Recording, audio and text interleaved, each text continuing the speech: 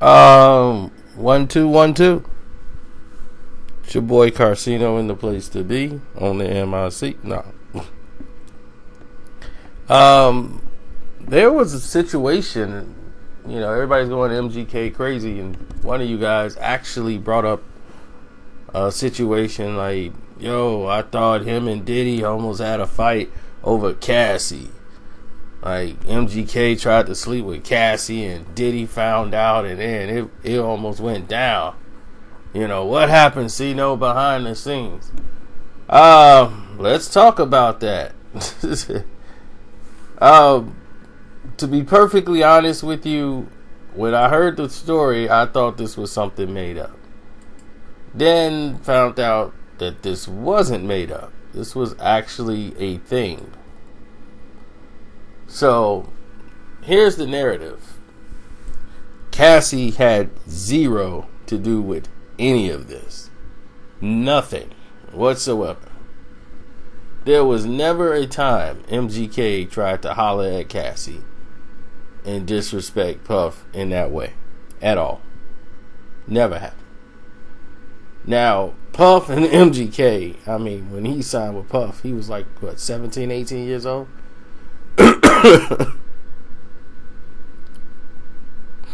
Seriously.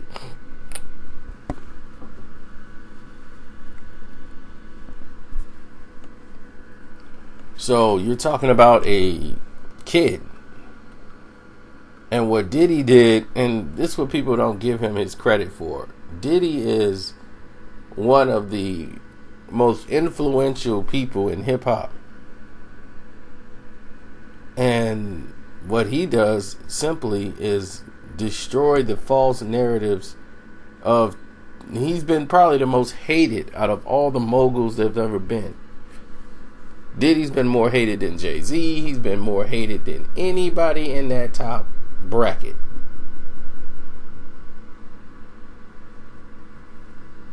So when you see a situation where, okay, there's a situation on the horizon that may brew between these two, it just wouldn't seem possible with, Diddy's, the way he carry himself, because he takes so much abuse. So you wouldn't assume Diddy would ever get mad, but you have seen instances where Diddy has been mad. And Diddy has definitely shown people he's not to be messed with.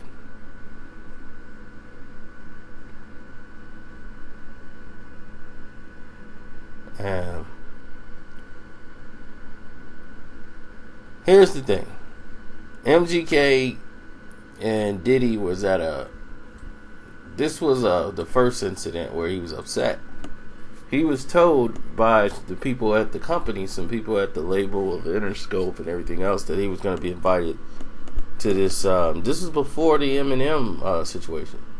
This is early on that he was supposed to be invited to the situation, and this was supposed to happen and such, and they were working on getting this deal and blah blah blah.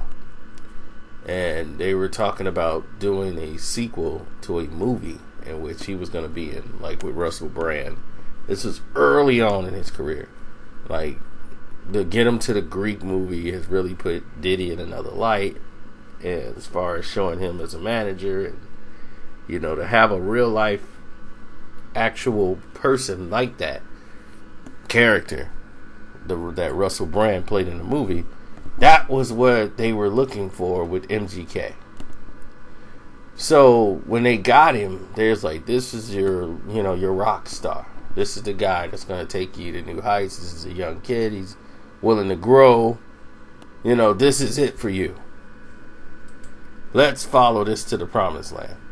So they were thinking of doing the movies with him, everything. This kid's talented.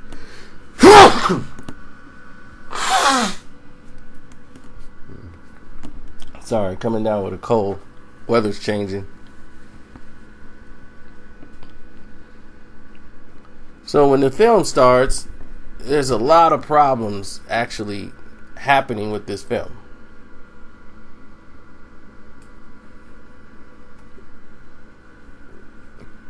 And you might say, well, what's that? You're looking at a situation where this young kid who was like, seemed like he was about 18, 19 when he finally got signed with Diddy. He was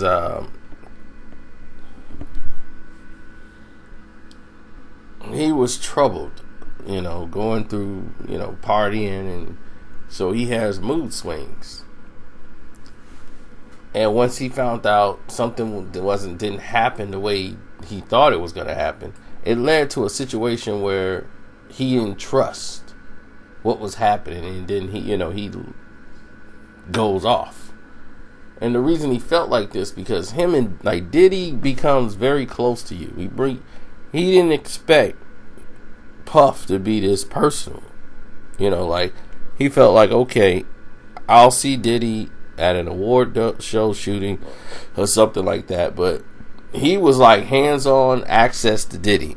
If you need me, hit me, I'm there for you, you're my artist.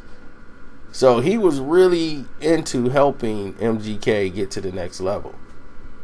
But sometimes MGK isolated a couple of people with his, attitude and pushed people back.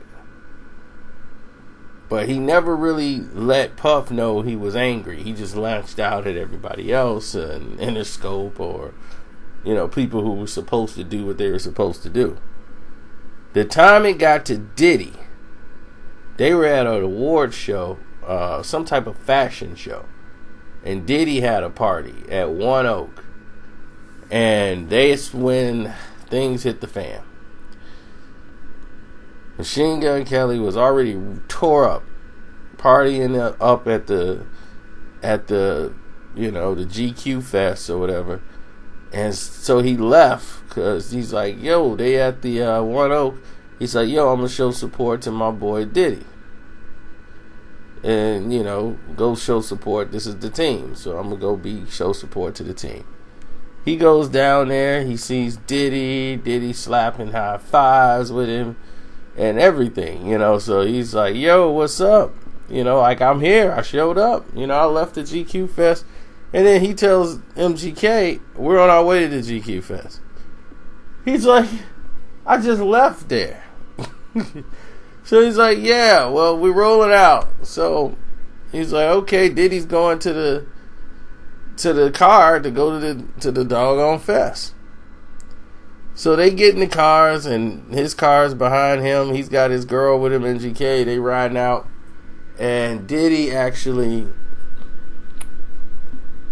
they get in a long line of cars to go to this GQ. It's like everybody gonna be in the car, but if you're a certain person, you ain't gotta wait in these long lines. So they're sitting there like, man, I'm waiting this long line, and all of a sudden, Diddy gets waved through. So they like, bet. So they're coming out. Diddy car gets waved through. His car gets waved through. Then security stops MGK, like, stop. Stops his car. And he's like, whoa, are you guys? He's like, yeah, I'm with him, Diddy. And he's like, Diddy car just comes past him, like, and doesn't even stop. He's Diddy. Oh my God. Diddy goes into the event, and MGK is still stuck out there. So, and he's like, and now I look like an idiot in front of this girl that I'm dating, So, this was just the ultimate embarrassment. So he's hot as fire. So he starts sending all of these text messages to Diddy, and it was so bad. We don't even know exactly what all the text messages was. But it went all the way back to how the failed event, you bad boy haven't really done nothing for me. You guys ain't did this. You're just a blah, blah, blah, blah, blah. He went off on Diddy for like 6-7 hours of text messages. Just long paragraphs full of text. So the next day he gets a text from Diddy. It says, "Come to my house." And Diddy had just bought that new mansion out there in Cali, and he was like, "Oh man, it's like 9 in the morning." He's like all exhausted, half sleep, half woke. So he starts like dragging himself over to where Diddy is. And Diddy's got he's still got stuff that they were moving in. Like it wasn't all the way set. So it was just like no real pictures on the walls, just white walls everywhere, and Diddy's there just staring at it when he comes down. The security's on the sides. He thought, "Oh man, this is it. I'm finna get they finna bring some Rockwilders and chew me up. This is it." Diddy was like looking at him, and he started looking down at the floor. And Diddy was like, "Man, look at me. Look at me." He rolls his sleeves up and pointed to his skin and said, "Dawg, I'm human, dawg. Nobody talked to me like that. Nobody's ever talked to me like that. Like, what's wrong with you?" I mean, man, really, Diddy, he started explaining this, and I just started dragging, but he thought for sure it was going down right then and there on site with Diddy, because he was heated. But once he saw MGK's demeanor and saw like, dude, like, don't ever do that. Like, man, do you know how many people I saw that night? I told everybody we're going. I don't know. I don't even remember seeing you at the One Oak. He was like, "Oh man, like, dog, we slapped it up." Man, I don't remember any of that. Just call me, man. Don't text me in that situation. Call me.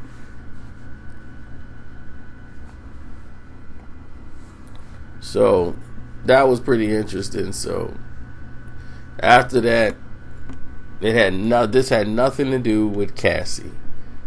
So that rumor is a lie.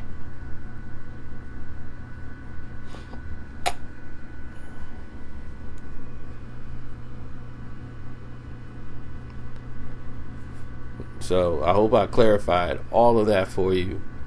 That was really what brought them closer together. After that, he realized, man, this dude is a real dude. Like, he invited me to his crib. Ever since then, man, it's been nothing but, like, you know, he's a real dude. Stand up for him, for Bad Boy. You know, he been in his house for the Super Bowl. He really championed and stood behind MGK. And when Bad Things became like the number one pop song in the world, he was right there for him to celebrate.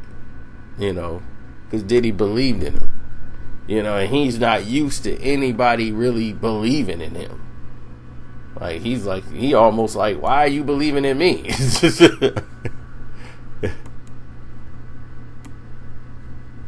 So, yeah, this is, you know, way beyond all that other stuff.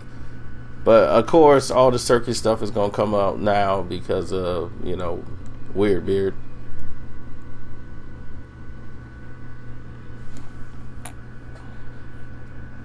So, after this, you know, that's where everything gets clarified here.